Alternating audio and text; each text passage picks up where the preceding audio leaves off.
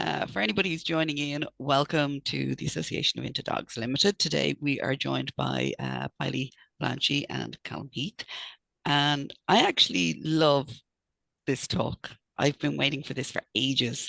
Um, I don't know how many of you would have grown up knowing about Rico and Betsy or grew up with National Geographic, but they really caught my attention. And I'm just going to double check. 2008. 2008, Betsy and Rico were featured in Inside Animal Minds. At the time, Rico was the first border collie that kind of caught the attention of the Max Planck Institute. And he had 300 words in his vocabulary. Then along came Betsy. And it's funny because they call her Betsy in National Geographic to protect her identity. And she had just over 300 words. She had 340 words and counting. And this was just fascinating. Like, she was 6 years old. And they don't just mean she knew words, because everybody talks to the dogs, but she could actually identify with words and compare them. She could identify a photo, an object, things like that. So that was how advanced they were back in 2008. Nobody anticipated another little border collie to come along by the name of Chaser, who was up to 1,022 words. So we're here today to chat to Pilley and Callum, because the new book, For the Love of Dog, is all about Pilley's dad's dog, Chaser. And it's just, the illustrations are incredible throughout. The entire thing is fully illustrated by Callum. So I'm going to get Callum to introduce himself first. Could you tell us a bit about where you're based? And I know you do an awful lot of work for, is it New York Times? Places like, yeah. Yeah, So, no, so thanks for having us. Obviously my name's Callum. I do freelance illustration, and I've just worked for a number of years for like a variety of different kind of organizations, publications like the New York Times, the New Yorker, the Guardian in the UK, and that's my kind of bread and butter kind of work. And but the project with Pilley, who's a kind of really old family friend of mine, came up in COVID, and yeah, so this whole project is something completely left of field. It's not sort of thing that I've been used to with my work, and yeah, it was really exciting and really engaging project to work on. something very different, wasn't it? Yeah, Did you ever absolutely. meet Chaser? No, I didn't, sadly. I didn't meet Oh, John or Chaser, so yeah, it's just a sad element of it. But I feel that I know them through all the work and all the discussion. it is funny how you feel that way, because I know, like, if I'm illustrating something and I'm working closely with a particular animal, I do feel as though I know it by the end, because of all Yeah, the photos and all the interaction and everything. So it's lovely. yeah, Absolutely. yeah. So let's hear about Chaser. So Chaser was a family dog. She was my father's dog, and he had the goal of teaching her human language. But this was something that he had been working on since the 70s, 80s, and 90s in his classroom at Wofford College. That was his goal. He was very interested in the language learning of the dolphins with Lewis Herman, Alex, the parrot by Irene Pepperberg, he and Kanzi, Mhm. the chimp with Sue Savage Rumball. And so he was trying to model and reproduce their work in his work with with not with Chaser, but with the dogs that came before Chaser in his classroom. So it was a dog named Yasha that was really the dog that gave him the an understanding that dogs are smarter than we think, because my father, being an animal behaviorist and a researcher, he was very skilled at operant conditioning and bringing things under stimulus control. And what he had done earlier in his career with the dogs that you're saying that Betsy had was matched to sample, showing a photograph, and then they can find the object. But he was not successful in teaching. He was successful in teaching very complex behaviors to the dogs, but he was not able to actually isolate the noun from the verb, like fetch the paper. He would have Yasha go out and fetch the paper. Immediately he would execute that, come running back into the house. And when my father would ask him to find the paper in another part of the house, it didn't make sense to Yasha. He was confused. It was like, well, it was the whole phrase and the behavior of actually going to get the paper. So he had tried to isolate the verbs from the nouns and was not successful. And he retired in 1995.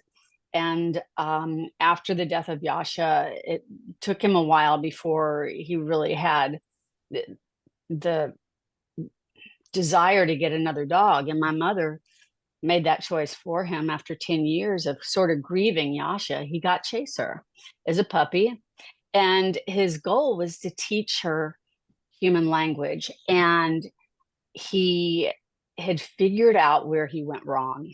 Now, this is before he knew anything about Rico and Betsy. He began teaching her the names of objects. So, and then once he heard about Rico, the work about Rico came out, he knew he was getting pointed in the right direction. But what he had done was he had used toys so that the object had a meaning, it had value to Chaser. And so he did this for several hours a day, always through play. So what was remarkable about Rico, and I believe Betsy, is the dogs learned the names of these objects, but they didn't know how to teach them. The dogs just inherently learned them. So there was no methodology to hang your hat on. And that the methods are what my father came up with Chaser. And by the time she was 5 months old, she knew the names of over 70 objects and started to learn them on one trial alone. And so she just kept learning and learning. And 3 years, she knew the names of over 1,000 objects, and not only maintained them in her long-term memory, but she could learn new words by a series called oh my Lord, have mercy, I'm having a dummy attack. Exclusion learning, so that if you would ask her to find an object amidst a toy among the other toys, and she didn't know the name of that toy, but she knew it was novel, she would make the connection that, oh, he must be talking about this toy, flippity flop. And she was able to learn words by exclusion, which is the way children learn. So there were many, many similarities with Chaser and the way kids learn language. The words have to have value. To keep them in her long-term memory, she needed rehearsal, just like everybody does. I mean, rehearsal is necessary for mastery of anything. So repetition is key. And she would repeat. She kept playing with the toys, and that was the repetition that logged them into her long-term memory. So this is very much my favorite chapter in your book, the power of play, the power of praise. And that's so evident. I get what you're saying. Like, I know I've seen videos where the novel toy is in the middle of a mat and there's familiar toys around it. So the exclusion is, no, I know what that is. I know what that is. It must be that one. And it's a great way of learning, and it's such an easy way for the dogs to learn. It's brilliant. Mm-hmm. That's Mark, right. what do you think so far? This one for me is fascinating, because this is something that I get an awful lot of my clients to do, especially if they've got young kids as well. I think teaching dogs how to read is such a fun thing to do. It's not your normal boring training. It really engages the dog. It gets the kids involved, which they love. It's very hands-off, so there's less interaction that way. And some of the results you get are just amazing. I always get that funny look. You're with a client and you say, oh, let's teach dog how to read. And they just look at you like you're crazy. But then you kind of go through the process. And one of the last ones we did was, she was a failed assistance dog. So her trick was just to steal stuff and not give it to anybody, just to steal stuff. She was taught to pick it up and wouldn't retrieve it. But we taught her a couple of words, and I said to the guy about a couple of weeks later, how are you getting on? He says, brilliant. We've got about 10 words going on now, but we're struggling with the word turtle. And I went, well, that's a bit abstract. And all they did, they were just following my sort of advice to the letter. They've got a little dog toy that's a turtle, and they were trying to get the dog to pick up the turtle. But it's really nice once people start to see their dog recognizing a word, doing something with that, understanding it, and performing that action. That it makes you laugh because you can't believe they're doing it, but it also, I think, gives the person a completely new perspective on just what your dog can actually do, which That's right. is fantastic. And I used to say it's just great fun. And I think dogs love it too. I think it's a great I way used to to like I used to train mine to read, but I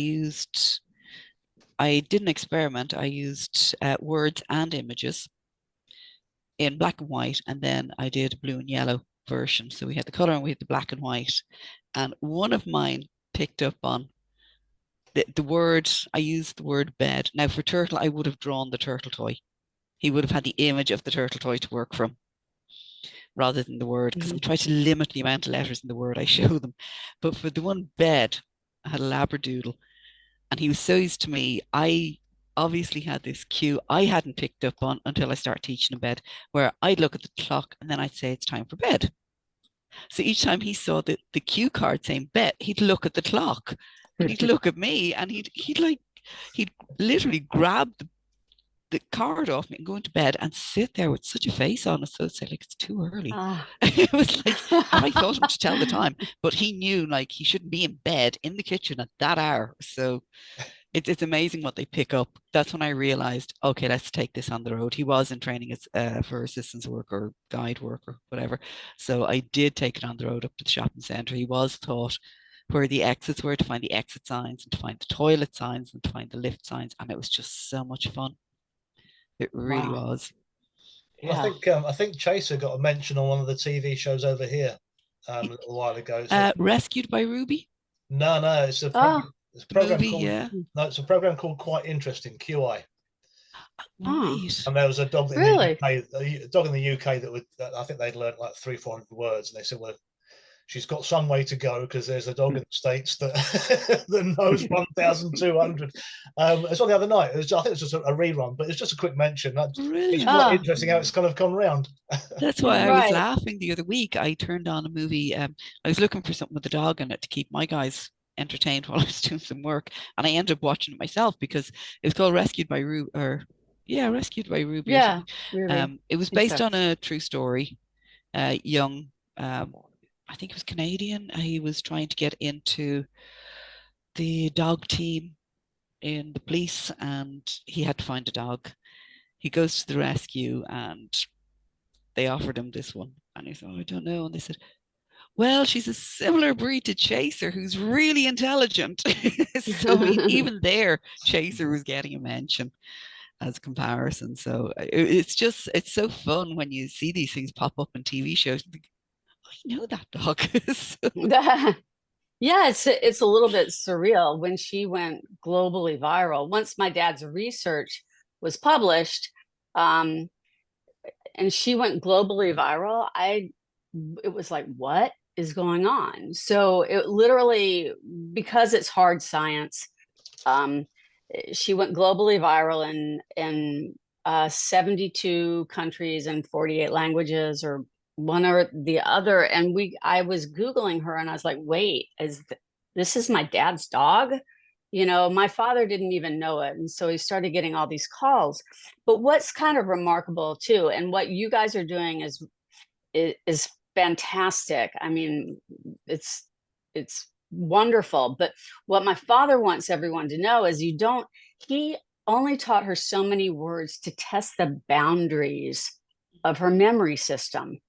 That was the goal. And it was all done through play. So it wasn't that he was going for a world record. He just wanted to see how much she could learn. And he just stopped teaching her words after 3 years. But because she had such an understanding of human language, it's like she would eavesdrop on conversations. She understood abstract concepts. We discovered a little dog that she did not care for because we mentioned his name one night around the kitchen table, and Chaser came over and was growling, and we're like, what?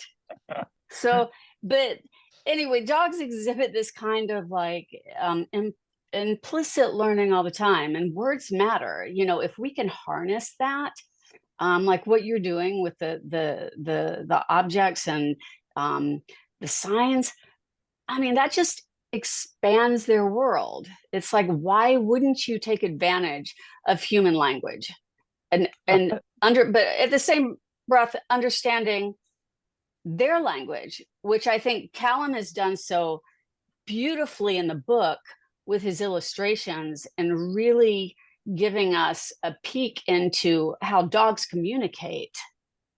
Pill, I wanted to ask you. How did you actually find illustrating that, Callum? Like, oh, I loved it. I mean, quickly though, just because it's on my mind, I just wanted to ask Pill, did your dad feel like he had reached the boundary with Chaser? Is that, or did he just more feel like he stopped wanting to push Chaser further? Do you know what I mean? Did he feel like he got to a level? That's a good question. Well, the thing is learning builds upon learning, and if you've got the right foundation, you can keep building on that. So there are levels to learning. So she was able to understand.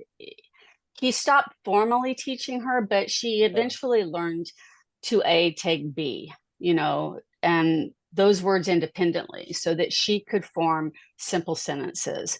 And that research was also published, and she had multiple double-blind trials and a 76% success rating, which was larger than Lewis Herman had with the dolphins.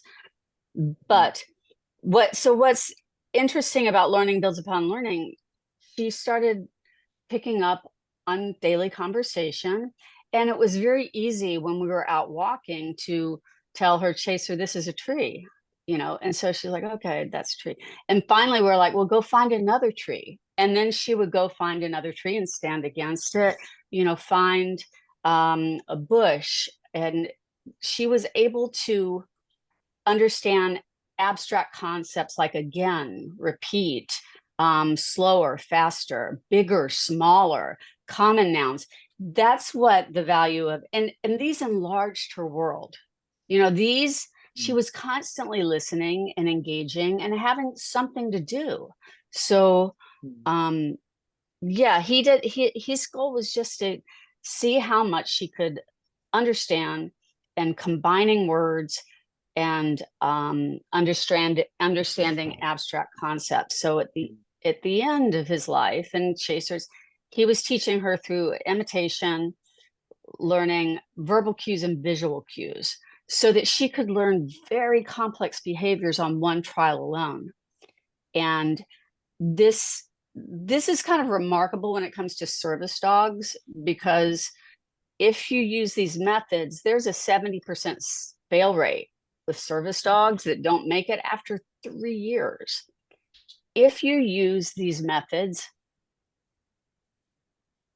you will more likely succeed with the dog, because you're channeling their innate instincts. You're using that for learning. You're giving them an opportunity to exhibit innate instincts that are very rewarding for your dog. You want your dog to feel good and be confident. And so these are all sort of the methods that were utilized with Chaser. So she was a very happy dog. And to be honest, she was not an obedient dog. You know, she knew the obedience commands, but she had a real sense of reciprocity. I know what you want. I just don't want to do it. And he never made her. I kept, for a shoot or something, I said, come on, Dad, make her do this. And he would ask her once, and she'd stand there, he'd ask her twice, no response. And he would say, well, I guess she doesn't want to do You know, Phil, do you think wait for another day. Do you think that thing of like him not, because he wasn't forcing Chaser to do this. You know, lots of dog owners like, I want to get my dog to be obedient. It's got to do X, Y, and Z. Because his approach was like, well, you don't want to do it. That's fine. Did that give Chaser a kind of like freedom in her mind where she was like, well, okay. Oh gosh. Do you know what I mean? I wonder if there's Became a something choice. Yeah, It was her Yes, choice. yeah. exactly. Whereas he might exactly have it. made her really regimented, and then she wasn't able to think beyond what he wanted her to do. I don't know. I'm just Yeah, maybe, that's I don't know. It sounds You're like right, everything Callum. she did, she just, it was self-rewarding for her. She was enjoying doing it. So by being regimental and forcing her to, it suddenly wasn't fun. So, you know, by giving her that No. choice Yeah, and respecting her Yes. choice, that was so important. That's amazing. yeah, Yeah. yeah. The respect. Yeah, it's interesting. It's a similar thing. I've never been one for doing lots of training, you know, with the basic stuff. You know, I don't want a robot dog, and I will give them a bit of choice. There's only a few things that I'll actually work on properly. Sort of recalls, probably the biggest one there. You know, if I can call you back, nothing really matters at that point. And with my new pup's frightened of people, so we're working on that quite a bit too. So that's quite nice. But it's I always prefer it when you see a dog that actually has a choice. They're not walking along, looking up, staring at their person. They're enjoying the environment around them. So much nicer. I in my head, I applaud people that stop and wait for their dog to sniff something. You go, great. Oh yeah. Just stand there. You know, my morning walks with these two, literally, I'm freezing because the first 10 yards is about 20 minutes. You know, go, can we get going, please? I know that feeling. Yeah. Just at the end when I'm warm, you know. Yeah. That's so true. Callum, I was pleased to show me some of your illustrations in the book. I think they're great. They remind me a little bit of the old Tintin cartoon. It's that kind of pop art type stuff. Yeah. What made you think about doing that style for this book? Well, it was more that it's just kind of the way I worked. I didn't really think about what the style was going to be. I mean, I guess doing commercial art, I've kind of developed my own style, and this was more like I just apply what I do to the subject. I guess I draw in a certain way, and I just did what felt naturally. What felt natural. But yeah, I mean, really at the beginning of the project, Pilley, we kind of constructed what it was going to be together, because originally it was going to be like a children's book, and then through me being involved, it became a little bit. It started to just grow and become something different. So the style kind of dictated that as well. I liked it. As soon as I saw the first picture, I was thrown straight back to the likes of Tintin, Enid Blyton, that kind of stuff. It all seemed very familiar to me straight away, it's got to be a good thing. Even the cover, it's just so eye-catching. I love it. The wraparound cover, it's just it's lovely, and it's a good sized book. Like it's a big book. We got lucky. Our publisher let us go over, I think, 70 pages or something. Well, even if that was a kid's book, I'd still be wanting it because it's just so interesting. Aw, thank you, Denise. I'll be buying a copy after this. Trust me, I'll go on Amazon. Yes, I did want to say it is now available in the UK. It hasn't been available up till very recently. Yes. It's only been available in the US, so it is available on Amazon in the UK. So by the time we put this up over the next day or two, we will put the link up and everything. So everybody get buying. Yes, because even Callum brought such a different perspective to the text, you know, of the book. And one of my dad's philosophies was that learning has to be fun. You know, for it really to be cemented, it needs to be fun. And Callum brought such a unique perspective to the illustrations that you could look and see something completely that I'd never even imagined, and were thought-provoking. And so there is a playfulness to Callum's illustrations. So they're not too austere. they really kind of bring out the humorous side, because if you're not having fun while you're reading,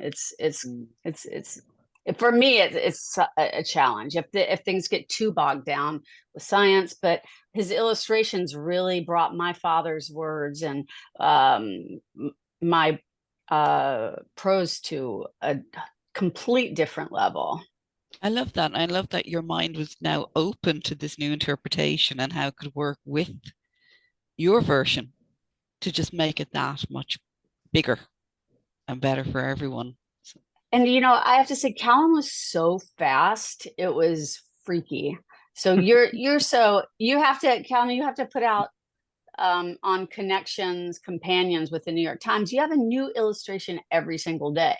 And I don't know how he does that.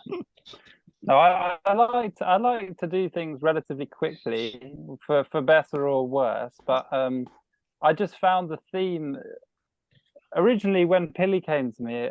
She said, "Oh, I want to do a kids book," and I said to her, "Well, I don't really do kids illustrations, but here's my friends that do," sort of thing.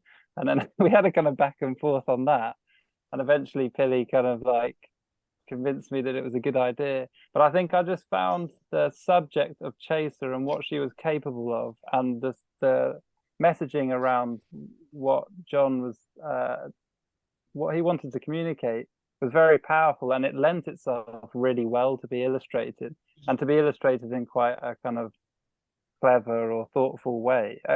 There was so much there for me to play with, and that's part of the reason I feel that it's successful and that I enjoyed it so much.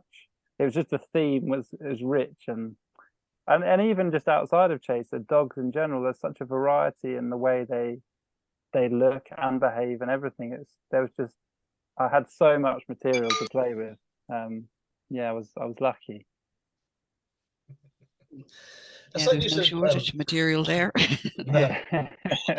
There's something you were saying earlier, Pilley, as well about your father teaching Chaser what a tree was, what a bush was, that kind of stuff. I mean, that just blows my mind, because that's something that's just it's so blindingly obvious when it's said, and you kind of go, I was just thinking the same. It just makes sense. So all of a sudden, you've given me a whole new training regime for all my clients. I can go, right, guess what we're doing today? We're going to go, where's the oak tree? I never thought of tree or bush or anything. Identify different types of trees, and where's the statue, where's the bollard, all those kind of things. And it's a great thing to do, because it'll be enriching. It's fun to do. It's something, again, the kids can get involved with a little bit. And it's going to be much more natural than holding a bit of food and saying sit down. All that, it's all very drudgy, isn't it? But this is much more exciting. With my guys, it was always find the lights, because they were trained to find traffic lights and press the button. Or find the shop, or find the letterbox and put the letter in, type of thing. But now that I'm not working with dogs that would need to go on to do that type of work, it never dawned on me to kind of go, let's find a tree. That's brilliant. And she loved it, because as soon as I give her a job to do, she'd go, she loved it. And then she'd stand there and go, yes, good girl. And then we'd go on. And, and I discovered one day, though, where I asked her to find a tree, and she went and stood beside a stop sign. And I was like, okay, wait. So now she's thinking anything that is tall and has something on top. And it was at that point I said, no, Chaser, that's a sign. And then she didn't make that. She's like, oh, okay. That's a sign. Did you ever have any kind of any awkward situations because she knew all this stuff, that perhaps she did something on a certain day that maybe was a bit embarrassing or wasn't quite right? Anything like that happen at all? Oh God. Yeah. Is that a whole new book? That's it. Volume 2. It's like, but behind the scenes with Chaser, well, because she was given so much freedom, I was doing I was presenting her on television for a show, a very large network, and I was responsible for her. My father was sick, so he couldn't make the show. So we're there. I'm talking to the producers, and everyone's excited because Chaser's there.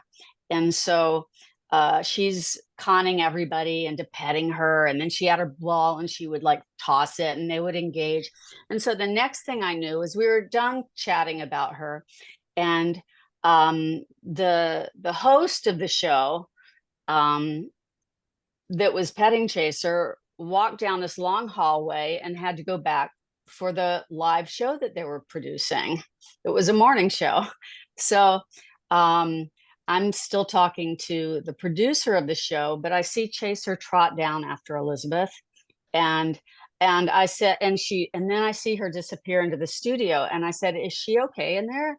And the producer said, oh yeah, she's fine as long as she doesn't go on camera.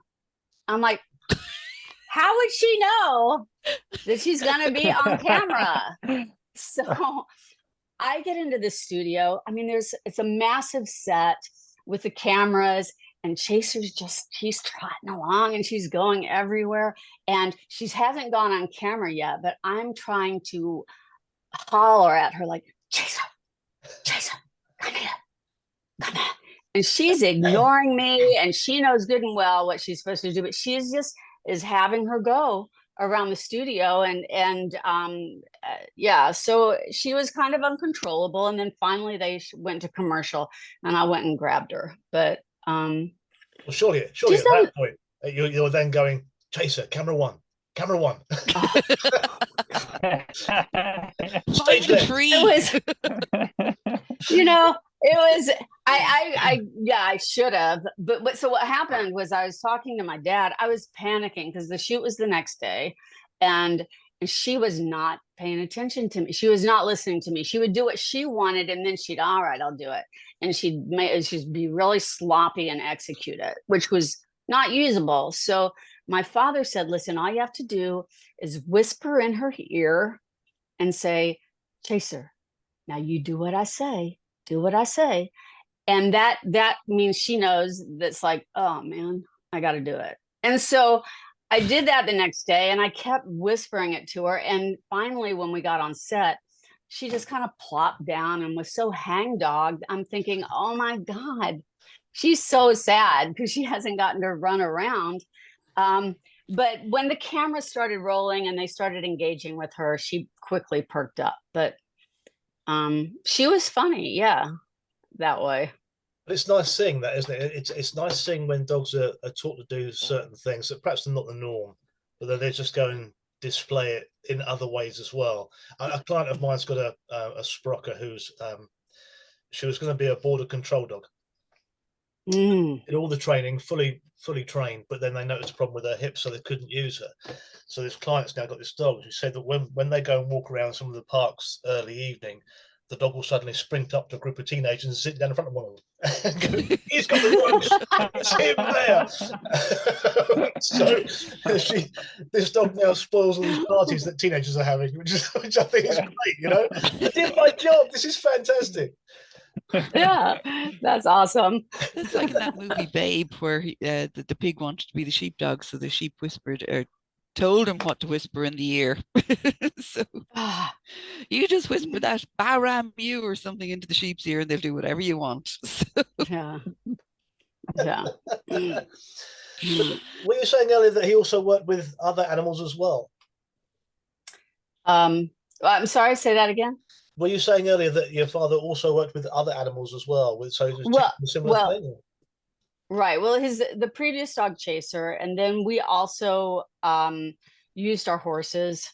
We had to teach them silly behaviors, and they were every family pet was a science fair project. So I worked with my cats. When I first got my first cat, and then 90s, because my husband was allergic to dogs. But yeah, he was previously working with rats and pigeons, and he thought it would be infinitely more fun for the students to work with dogs in the classroom. But what was fabulous about my dad was the students had to learn something novel to teach the dogs, our family dogs, Yasha and Grindel. They were the two dogs that were in the classroom. So Brindle was a huge German Shepherd, and she learned more slowly than Yasha did, but her motivations were different from Yasha's, who was half Border Collie. So what they had to do is come up with something they wanted to teach the dogs. And so they would bring the idea to my dad, and he would say, yeah, that's a great idea. So they would ask, well, how do I do it? And my father said, well, that's the task. And anything that you do, you have to figure it out, but you have to try it out on your friends before you do with my dogs, because I'm not going to have you frustrate my dogs if your methods aren't working with humans. So he wasn't going to let them, he wanted to set the dogs up to succeed, not fail. Oh, that's just brilliant. I like that. That's good. He did an awful lot of good work in that sense. So he's teaching people as well to as his t-shirt says, advocate as well. So this is quite a nice thing to hear. Yeah. The one more quirky thing about my dad. So he was fascinated with Border Collie trials when he was teaching in the 80s and the 90s. So he would take students out to witness the Border Collies herding the sheep at the Flint Hill Farms, which is the breeder that my father actually got Chaser from, a Border Collie breeder. So some of the boys were looking at the dogs, and the dogs, herding dogs are incredible. And so they'd witness them herding the sheep. And a couple of boys were like, well, that's not so hard. So my father said, okay, that's all right. I said, well, you two go out and do it. And he gave them the task of herding 50 sheep. They ran around like crazy. They got nowhere, and they had a new appreciation for what the dogs did. Yeah. Again, another great point. When people, if I'm seeing somebody, they always say to me, maybe the kids might say, oh, my dog's a bit daft, doesn't really know much, that kind of thing. And I say, well, how did you teach your dog how to sit? And they go, well, okay, I got a treat and I said something, I used hand signals, blah, blah, blah, blah. And it took me X amount of time. And I go, brilliant. How did your dog teach you how to stroke them? Well, they just looked at me. Well, then who's more clever? Right? Yeah. Well, sure, it's like people with a clicker where they use like a remote control to get the dog to do something. I said, right. That's not how it works. Yeah. Right. Yeah. Yeah. I mean, I think we all do kind of underestimate our dogs. Again, it's another conversation I have an awful lot of the time, where these things are sniffing out COVID and cancers and anxiety issues and drugs and guns and all that kind of stuff, and yet we're struggling with sit. Come on, people, it shouldn't be that difficult, I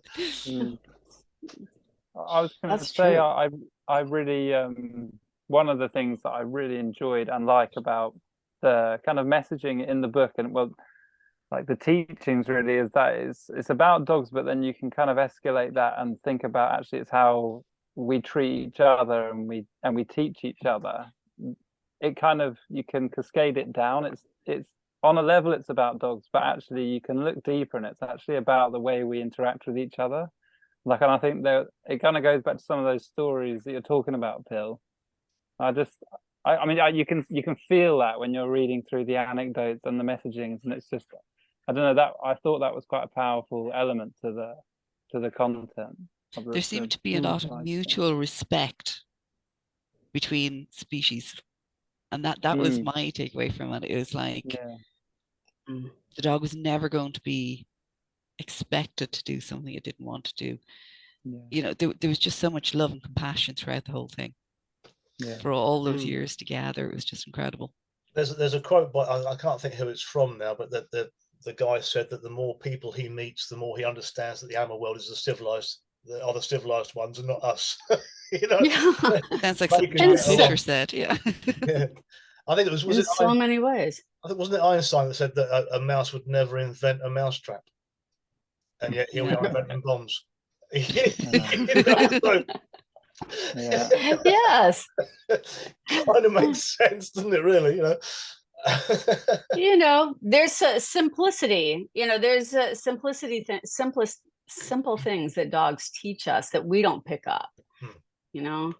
And yeah, I wish it, oh God, I love, God, there's so many things that I love that Callum demonstrated, but oh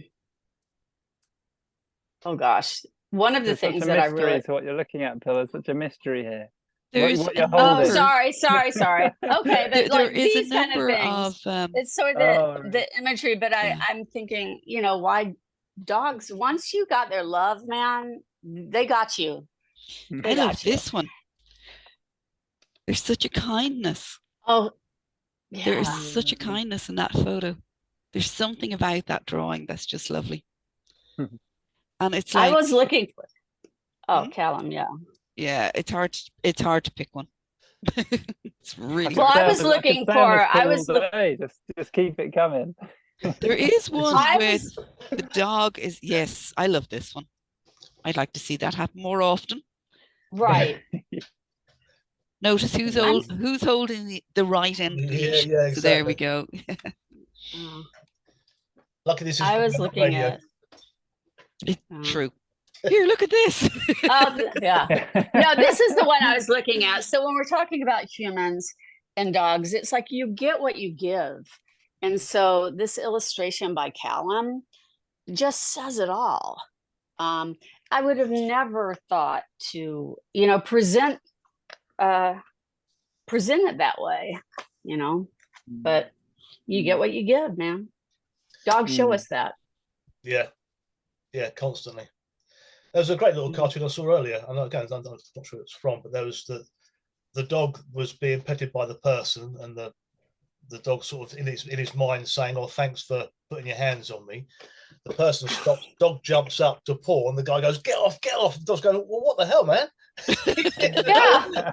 You know, why can't I do this? Of course, it kind of makes perfect sense at that point.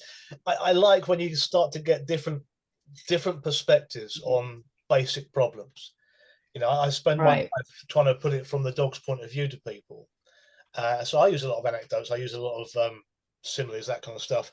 But it's when people then start to think it perhaps more from the dog's point of view or the animal's point of view, whatever you're talking about, it then becomes a little bit easier for them to help their dog be Right. to be. I mean, I've had so many clients say to me, I want my dog to be as well trained as a sheepdog. And I go, great, well, go and spend 8 hours a day for the next 2 years and then you'll be there. And do you have a flock of sheep in the back garden? Yeah. Well, I can't do that. I don't have the time for that. Well, then it ain't going to happen. Yeah. You know? Yeah. It's tricky. Right. Learning takes That- time.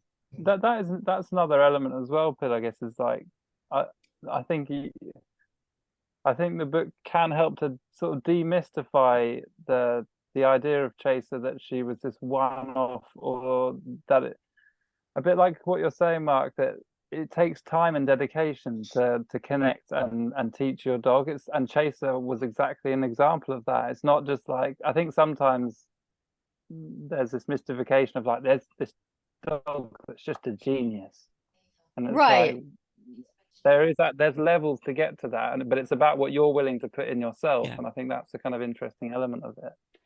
Yeah, I'm glad you bring that up, Callum, because so many times people have actually said, wow, your father was so lucky he had this smart dog.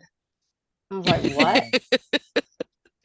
It's like, Yeah, no, she just naturally came taught, like that. Yeah. yeah, it was, The dog came straight from Harvard to your dad. yeah. Graduated.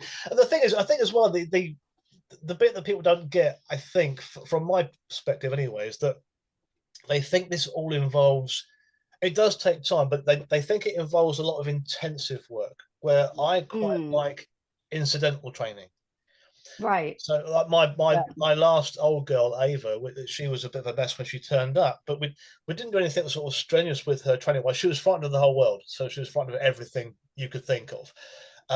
But she turned out fantastically well, not because we spent hours and hours and hours on regimented regimes, but it was more of a case of just incidentals. You know, where we spent 5 minutes once with her barking at a concrete bollard. Well, help yourself, love. You know, you bark away, not a problem. Yeah. Because then eventually Yeah. she goes, oh, hang about, it's not got me by the throat. I think I'm safe. You know, and it's no. Yes. So then she learns that concrete bollards aren't indeed scary. So we then go on, you know. Yeah. She wouldn't come through the back door one day because there was a snail on the doorstep. She wouldn't go past the snail, wouldn't step over. So I had to move the snail for her to let her come in. So then she shot in like it was about to grab her by the back leg and drag her out. There's a great illustration in that, Mark, for sure. And they're just, yeah, I expect a signed copy soon. I've heard you're quick. By the end of this session, I want It's in the post. Exactly. Yeah. But it's that incidental training that you don't have to take hours and hours and hours out of your day. You've just got to do things in the moment. And that, I think, which is the biggest thing for me that people need to understand more. But it's important that people actually, I mean, how many people would have looked to see the snail? Yeah. How many people would have thought, no, oh, it's the snail that's the problem? Mm. I mean, one of mine, every evening after we come in from his walk or whatever, and he'll stand and he'll stare at something, and he'll stare and he'll stare. And then he'll look back at you to like get your attention, and then he'll stare. And I have spent nights and nights staring at the counter going, is it that? Is it that? Is it that? Until I found what it is he wants. And normally it's one of the toys had been washed because he dropped it in a puddle of mud. And it's fine if it's at the front of the counter and I see it and I said, there you go. And he's all happy and he runs off. But if it's behind the dish rack or something and I can't see it, I'm like going through everything on the counter. Like, is it this? Is it this? But I mean, they just have this way of telling us. Like, that's right. It's normal in our house. Like, if he wants something, he'll cock his head to one side and stick it around the door and stare at you intensely until you get up and follow him to whatever he wants. So, it's that incidental thing, isn't it? It's that incidental thing where, like with yours, Denise, one of them will sit at the top of the stairs waiting for a cookie before bed. And he'll sit halfway up the stairs, and the longer you take, he goes up higher and higher and higher, and he's up the top, and he's sticking the head around. And if you're late, he'll come halfway back down, and he'll sit there, and he'll really give you an intense stare. It's like, how dare you? Yes, and it's those moments that you know that most people are running around too much to pay attention to. These little signals that our animals give us. You know, they're given. Yeah. And it helps them express their personality, because I mean, all right. animals have a personality, and sometimes I'm guilty of it myself. Sometimes I'd meet a dog and think, dog's a bit boring. What happened? The dog, it's like they just don't express anything, and then I kind of feel bad for the dog because I think, well, maybe all its little expressions have been missed. Yeah, and that's where it's. You know, but it's like I met a dog like that, and I talk about this in our book. So I had a friend that brought his 5-month-old pit bull mix puppy. He didn't know she was a chocolate colored dog. We didn't know what he was, and he was asking my help because they had gotten her all these toys, and she wouldn't play with them. And I said, well, what do you mean she won't play with them? What are you doing? And he said, well, we just give them to her and she not interested in them. And I said, wow, okay. First I thought, is she sick, or, you know, what's going on here? She didn't know. So I had, the only toy I had in my house, or we were outside, was a pine cone. So I picked up the pine cone and I started tossing it in the air, and then I'd drop it and I'd kick it and I'd throw it, and then I'd go after it. And sure enough, Ruthie was watching me. And finally, when I dropped it about probably the 5th time, she went running for it. And then I started chasing her, you know, and she had finally discovered how to play, and that she was engaged in this. I had to stop because she was wearing me out with the chasing and tossing. And I always let her win. That's the other thing, is you want to let your dog win. How boring would it be playing a game and never winning? Never winning. The amount of people, I get that a lot with a lot of clients in the past, where they'd have to go out for a few hours and they put the dog out in the back and they give them a load of toys, and the dog doesn't touch the toys because the dog doesn't know what to do with the toys. And the other one is the dog doesn't know their name. Yeah. They've never been taught their name. You know, they're expected to understand cues and words, and they don't even know their own name. But there's also that bit Yeah. about being overtrained. So I met a Mm. dog who was going to be an assistance dog for this person, and we were out, and the dog had some some occasional sort of leash reactivity stuff going on, but the signals that she was showing me were so small because she'd learned to suppress her own emotions to help the Mm. person out. So this dog now didn't feel that she could actually express herself properly, and so you're looking for real minuscule. I mean, normally it's quite obvious to Right. us that do it all the time. Oh, it could be a tiny twitch at the back of the Oh, ear or something. it was It's so, Mhm. it was such a absolutely. thing is, for me, it was a nice case to work on because it then tested me, and I liked that. But I then at the same time felt really bad for the dog because she wasn't able to express herself in a natural way. So, but Right. not just to the person, but to the other dog too. Because So what did you, yeah, she was too busy what do you looking do? at the person. But I've seen so many service dogs, particularly an incident where we were at Jazz Fest in New Orleans, and there was a person that was in a wheelchair, and the dog would actually pull the human. But this dog was so there was not 1 ounce of joy in this dog. And Just I'm shut down, thinking, basically. yeah, and would execute things, but wouldn't have eye contact with anyone. And I don't know how much of that is like necessary for a service dog, but was not a happy dog. And I was thinking, wow, it just looks like all the spirit is gone from this dog. It's always nice seeing a well-trained dog. In the same way, it's always nice seeing a well-trained person. Right? But there has to be enjoyment in being well trained. So if your dog's doing something very, very well, but you can see almost that dog grinning from ear to ear because they're having so much fun, that's great. But for me, when I see dogs that are just so military, regimented, Yeah. doing X, Y, Z, and you can see they're just soulless. They got no. Right. What's the point in that? Right. Don't get a dog at that point. Go and get Yeah. a toy one. It's much easier. Less to pick up. Right. No. That's it's just the training, isn't it? I think it's like with us, isn't it? You kind of do what you love, and if you don't do what you love, you're not happy. That's true. You got to find what you love. That's so simple. Yeah, that's the reality. And I think with a lot of people with dogs, they don't let the dogs be a dogs half the time. There's an awful lot of pressure put on people, though, especially if they have large dogs. It's kind of, you have to train them quickly.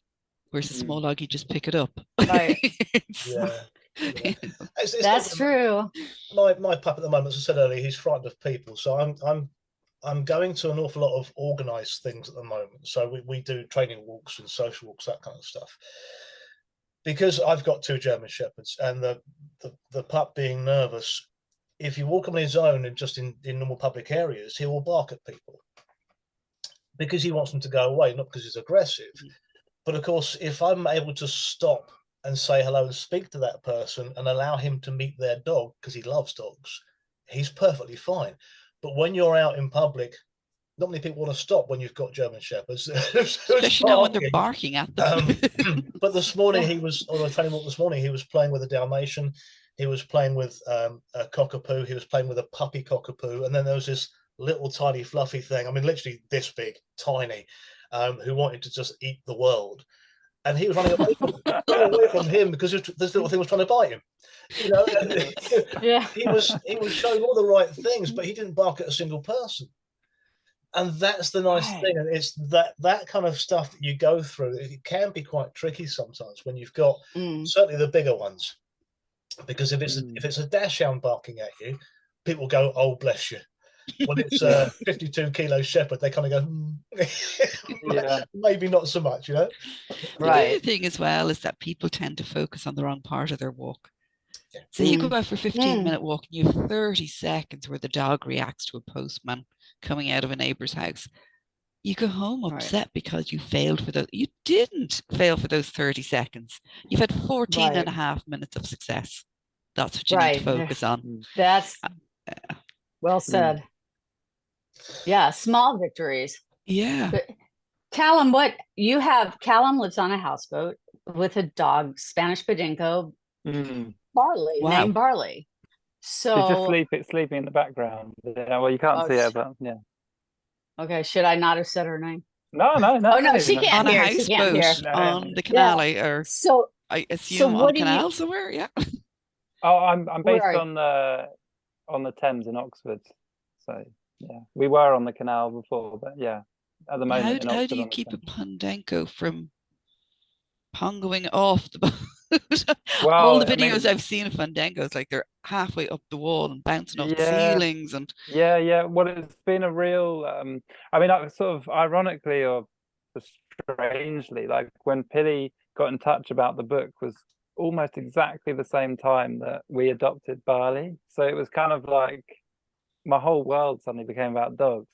It was really cool. It was kind of like I was reading all this stuff through the project and like thinking about Barley and how she was, and so it was a kind of quite interesting just time. But when she came to us, I mean, she completely went against the preconceived notion of what rescues are like. I mean, she's so kind of calm in her temperament and well natured and has kind of just basic kind of manners, and nothing to do with how me and Charlotte were with her. She just turned up like this, and so she was 2 by the time we got her.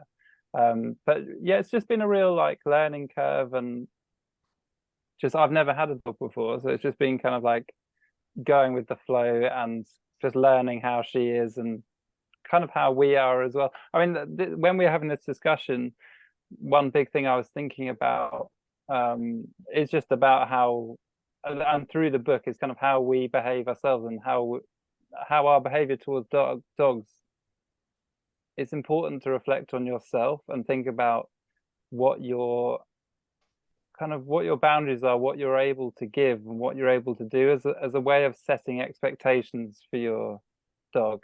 Like not for me to expect Barley to do something that I'm not sort of willing to give her the time and effort for. So, but there's just so many different elements. But no, she's been incredible, and yeah, massive like gift to our life. So yeah, I mean, I would like to show you her, but she's sleeping. I think that would be a bit cruel to just Wake her and up. parade her around. It was Yeah, I think it'd be a bit unfair. It was quite a brave choice for a first dog too. Yeah, I mean, absolutely. so I don't know. You might be thinking of because some Podencos come in like almost like greyhound size. Yeah, the But smaller ones. she's called what's Podenco? Yeah, Podenco Andalus, I think they're called. Yeah, friend's got So she's two of more them. like a sort of small. Yeah, like a Yeah, whippet I mean, size. she's Yeah, but really kind of Mhm. yeah, exactly. Yeah, my yeah, friend's got and two of them she's that got he a rescued. real kind of. Mm, But she's got a very sort of Jekyll and Hyde nature. So she'll be really calm, really reactive in a good way. Like she'll be responding to you, all that stuff, and you can be having a great walk. But as soon as she sees something that she wants to chase, it's like different character, and you have to be really ready for that. So you have to Yeah. make sure that you're not caught offside when she suddenly bolts, because there's no way either of us are catching her. So, In real life, Callum has one arm a foot longer than the other. yeah. But they're a little bit Exactly. That's good. they're a little bit like sort of greyhounds and the other sort of sight hounds. They're wonderful to see in full flight. Yeah. Except when Yeah. you're on the other end. Yeah. I mean, your heart's left your body because they're chasing something, but at this point, just see them when they're almost flying, aren't they? They're just incredible. Mm. Yeah, incredible. No, she's I mean, she loves to play in her own way as well. So if we take her onto like a big open field or something where it's safe, there's no kind of livestock or anything, she'll just run just for the fun of it. And it, like you say, Mark, it's just breathtaking. It's a real just joy of life just to watch her. I love it. I really love it. And to see her, I mean, for a long time we thought we had to have her on the lead because we were told by the rescue, have her on the lead just for her own safety. And then we kind of got to a stage where we realized in the right settings she will come back to us, and just the trust was developed. So we've reached a place now where in the right setting we'll let her off, and yeah, I love it. I just love to see her just go for it. It's amazing. Yeah, it's There's nice, nothing nicer than getting to that point in a relationship with an animal where that lovely mutual respect is there, the communication is there. They've got the freedom to be themselves, and you can just stand back and enjoy it. Yeah, absolutely. That's the nice thing about them. They go out very early in the morning. It gives them a chance to just be off lead completely and do their thing, which I think is a good thing to have. But the pup, he likes to chase butterflies, bees, moths, you name it. If it moves, he's typical puppy, really. We were surprised by somebody the other week where I'd worked out that his bravery runs out about 10 meters away from somebody.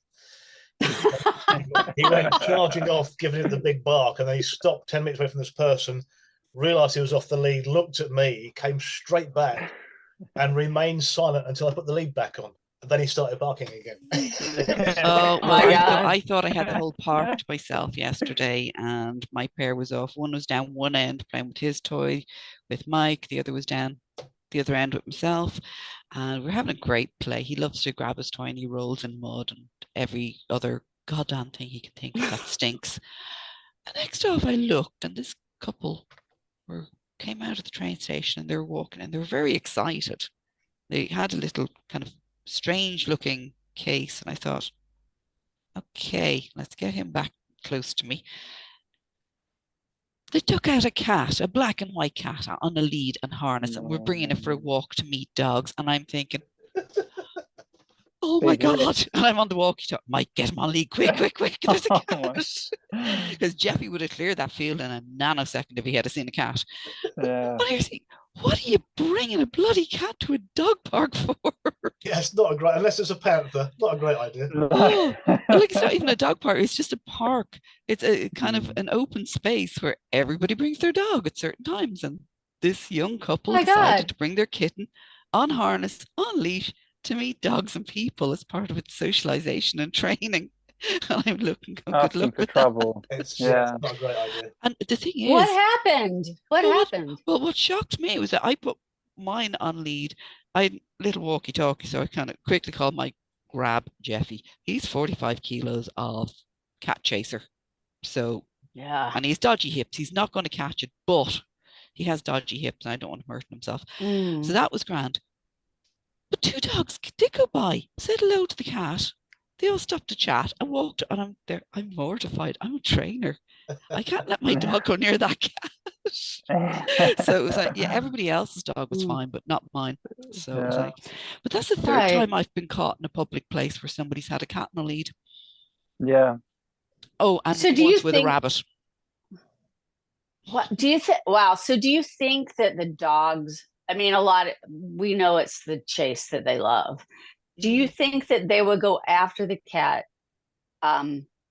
if they're not moving? I mean, this is sort of an interesting situation where the cat wasn't running. It is movement. My one that does like to chase cats, he loves squirrels as well. He's a devil. And it's all on me. I know this falls back on me because he had a massive operation when he was very young. We didn't think he was going to see his second birthday. And all that crucial time that I should have been working to stop that chase and all, he was recuperating from his operation. And then he lived, and now he's going to be 11. I thought, oops, that's on me. So I'm aware he is right. So now he just gets a long line and he gets to look. It's Simone Mueller has the Hunting Together book that I kind of pay a lot of attention to, because there's no way he's going to run after anything. He did bolt after a cat once before, and the cat just sat in the wall staring at him, and he got right up and he barked, and the cat didn't do anything, so he didn't know what to do. So then the cat meowed at him, so he ran and hid behind me. The cat only had 3 legs, so it wasn't going to bolt. It had gotten so used to dogs, but I didn't want him taking the face off the dog. So so that was the last time, and he hasn't done it since. So there's a wonderful fable which I think was in one of John Fisher's books about why cats and dogs don't get on, and it's quite a long thing, but it basically boils down to that each one thinks the other one's a liar. So the dog walks up to a cat who's wagging their tail and thinks happy cat and gets a swipe. Yeah. So the dog just says, you just lied to me. It's quite a long fable, but that's what it boils down to. And I love that. Now, we've always had rescue dogs here. We've had 7 rescue cats at one time here. And they kind of, with the pup now that's coming, we're down to 2 cats. And he likes the cats. but because they're fun Mhm. things to play with. Cats Right. so much on the other side. So if they're all in the same room together, all just laying down, they're fine, not a problem. It's when the cats then decide to move around that he kind of goes, "Oh, are we going to go and play now?" You know? Yeah. And he's been caught a few times on his face with pulling his cheeks out, that kind of thing. But he's a puppy. They don't learn that quickly when it's like that. No fear. I Yeah. know That's my right. neighbors used to Yeah. have a lovely cat that was generally like, he was a big orange cat, and he was generally bigger than the pups I got. So the first thing the pups met was the cat. And I never had a problem with the dog chasing a cat. They all had this Right. lovely respect for cats until that cat passed away. And the dog I have now that has this thing about chasing cats, he was never properly introduced to them. Yeah. So, Right. but Yeah. it is something I'm aware Yeah. of, so I manage the situation true. rather than just let him. I'm generally less Mm. concerned about the cat's welfare than the dog. So it's normally the dog gets Right. worse. You know, that's what I've seen. Right. One-eyed dogs Yeah. that have been caught by cats. That's the thing. Cats they can generally get out of the way fairly easily, but it's the dog Yeah. that's caught. Yeah. Right. Well, I mean, we Yeah, better wrap that's- this up. We're crashing through. Yeah. This is far too interesting. Yeah. We have to do this again. Right, absolutely. Yeah. We'll Need a do it when part two. the second volume comes out of all the things that Chaser did she shouldn't have done because you're not her mom. Yeah, yeah. with more illustrations going on there, and then Complete with the deck of flashcards for anybody who wants to learn to read. yeah, I'm still expecting my snail illustration as well from Callum. That's gonna go through soon. I made a mental, I made Yeah. a mental note of that one. Yeah, There's so been Callum's I think booked there's out for the the dog year. eating the world. There's another one. I think you mentioned the dog that wants to eat the world. I thought there's something in that as well. You could do that from a sort of also like a David and Goliath type thing. Yeah, Have a exactly. slingshot, you know, trying to get the dog. The antennae, just pull him back to catapult forward.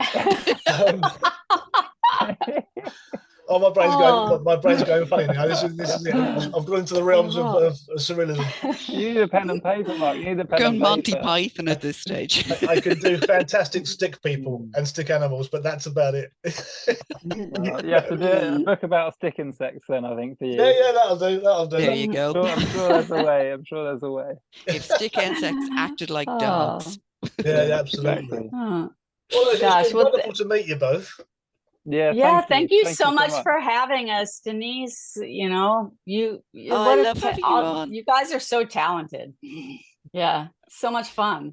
Well, we'll get the link for your book up. And Callum, do you have a website if people wanted to hire you for illustrations or anything, or will we just start? Yes, yeah, I do. I mean, I guess I'll forward that on to you, Denise. Yeah. Excellent. Right. Cool. Yeah, So thank listen, thank you so much. So we're going to shut off the recording if you want to just hang on for a second or two after. Thanks, everybody. Speak to you again soon.